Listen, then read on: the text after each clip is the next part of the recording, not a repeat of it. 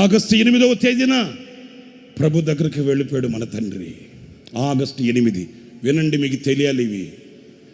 August 8వ తేదీన ప్రభు దగ్గరకు వెళ్ళిపోయాడు. ఆగస్టు 1వ తేదీన బైబిల్ సెమినార్ ప్రారంభించబడింది. ఆగస్టు 1 బైబిల్ సెమినార్, ఆగస్టు 8 ప్రభు సన్నిధికి వెళ్ళిపోయాడు ఆయన. మధ్యలో ఎన్ని రోజులు ఉన్నాయేంటి? గట్టిగా ఎత్తుకుంటే 7 రోజులు.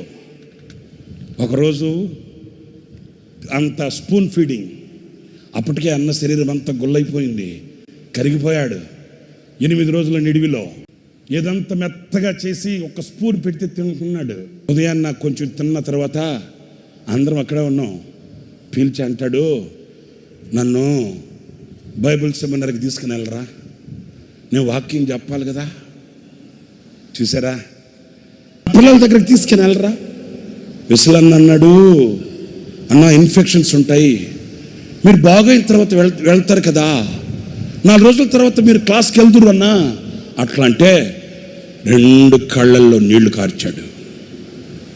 2 కళ్ళల్లో నీళ్లు కార్చి, రే నా పిల్లల్ని నేను చూసుకోకూడదా?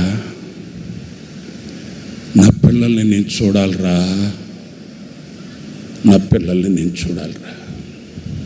ఆయన కళ్ళల్లో నీళ్లు చూడగానే ఏం చేయాలో అర్థం కాక ఆయన మంచాన్ని అట్లాగే బయటకు పట్టుకొచ్చేసి బైబిల్ సెమినార్కి తీసుకెళ్ళి ఆ బైబిల్ సెమినార్ పిల్లలకి కనబడేటట్లు మంచాన్ని ఇట్లా ఏటవాళ్ళకు పెడితే మైక్ కూడా పట్టుకోలేని పరిస్థితుల్లో మేము ఒకరు మైక్ చేతి దగ్గర పట్టుకుంటే మరణమనే మంచం మీద పడుకొని కూడా తన బిడ్డల్ని కళ్ళారా చూసుకొని 30 గంట వాక్యం చెప్పాడు వాళ్ళకి.